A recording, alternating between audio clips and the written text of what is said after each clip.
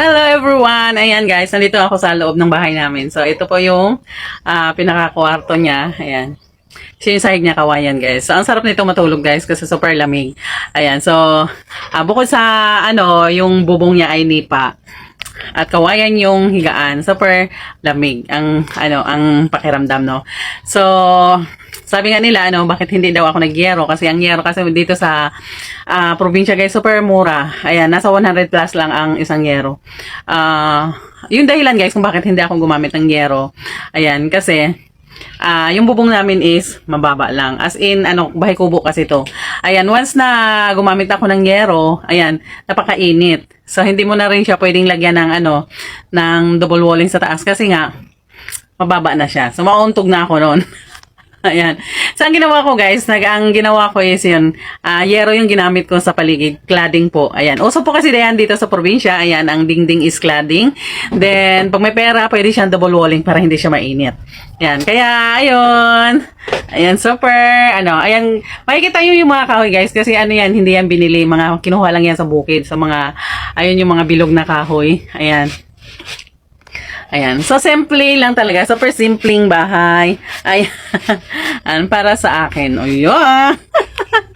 Ayan. So, malapit na itong matapos, guys. Kung hindi man itong matapos, kasi nga kinapos po siya ng budget. Ayan. So, pinto, bintana na lang ang kulang. Ayan. So, baka kung hindi talaga siya kakayanin ng budget, ayan, isasara na lang namin to. Ayan. Then, pagbalik namin, tsaka na lang siya tatapusin kasi nga, wala po talagang budget. Ayan. Then, syempre, para hindi siya pasukin ng mga kung sino-sino, kailangan sarado siya.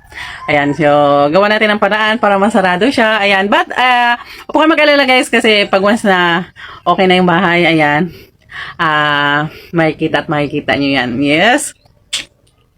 Pero I'm proud kasi kahit pa paano meron na akong bahay dito sa probinsya. Ayan, anytime na magawi ako dito, ayan, hindi ako problema kasi may matutuluyan ako. Ayan, tsaka, hindi ko na maistorbo yung kapatid ko. Ayan, ang tagal na namin dito guys. Ayan, May, June, almost 1 month na talaga kami na nakitira sa kanila. Ayan, syempre, kahit naman kapatid ko, of course, kasi may pamilya din yan. Ayan, hindi ganun ka, di ba? So, mas okay talaga yung may sarili ka. Ayan, kahit maliit, ang mahalaga, meron. Ayan, hindi ka matutulog sa kung saan-saan, di ba? At least, meron kang matatawag na akin, di ba? At kahit maliit lang yan, proud pa rin ako dyan kasi ako lang talaga ang may-ari niyan. Ayan. That's why, ayan, happy na ako dito kasi,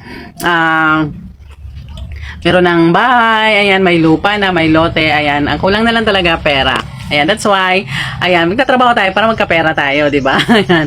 So, ayan, malapit na, ayan, gusto ko rin naman talaga na magtrabaho muna kasi bata pa naman ako para magstay na lang sa bahay, di ba? Sayang naman yung, mga time na pwede pa ako mag-work.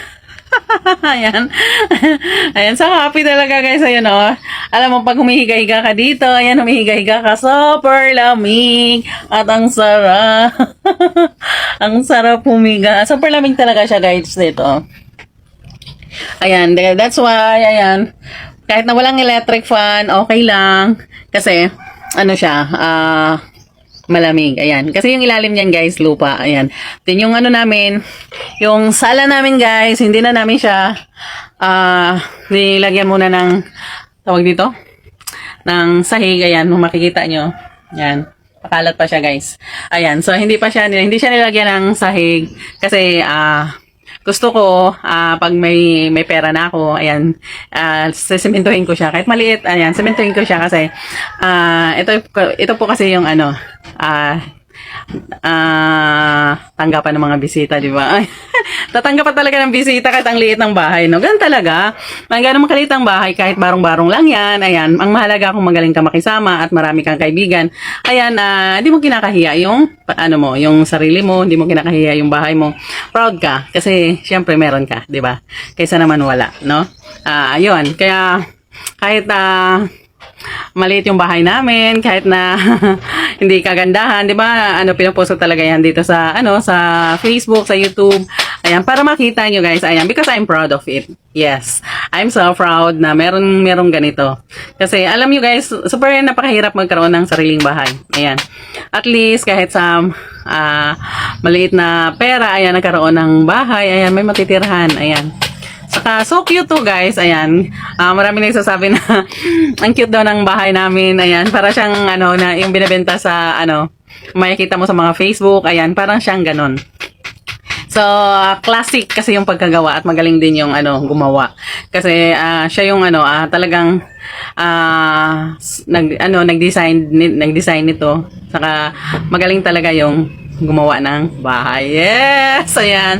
That's why, ayan, gumanda tong bahay. Kasi kung ako lang guys, hindi ko naman alam yung design. Ayan, siya yung nag-design talaga nito. At yung mga maliliit-liit na bagay na ginawa dito sa bahay na to, ayan, siya nakakaalam. That's why, ayan, thank you. Kasi kung wala siya, ayan, hindi naman kami makakagawa ng bahay na to. Ayan. At napakagaling talaga ng pagkagawa. Ayan, sabi ng mga dumadaan dito, super, swak na swak daw yung mga gamit na, nilagay dito sa bahay. At super pino talaga yung pagkagawa. Especially sa bubong, guys. Ayan. And also, yung mga kahoy-kahoy, kung makikita mo, eto, kahit na barong-barong siya, pero napakatibay niya. Dahil nga yung mga kahoy na ginamit dito, guys, ayan, piling-pili na kahoy galing sa bukid. At yung pagkagawa niya talagang pulido siya, guys. Hindi siya basta-basta lang gawa. Ayan. Kaya medyo matagal talaga natapos tong bahay na to kasi nga, talagang pulidong-pulido yung pagkagawa. Kahit maliit siya, matibay talaga siya. Ayan. Kung bibili mo to guys, kahit sa 50,000, hindi mo mabibili to kasi super, talaga, ganda yung pagkagawa nito. Ayan. Kahit, ayan, no? Super tibay niya talaga. Ayan. Kaya bawat dumadaan sa kalsada, may nagsasabi, wow, so cute naman ang house niyo. Ayan. Meron naman nagsasabi, wow, para naman yung, parang tinitinda daw sa Facebook. Ayan.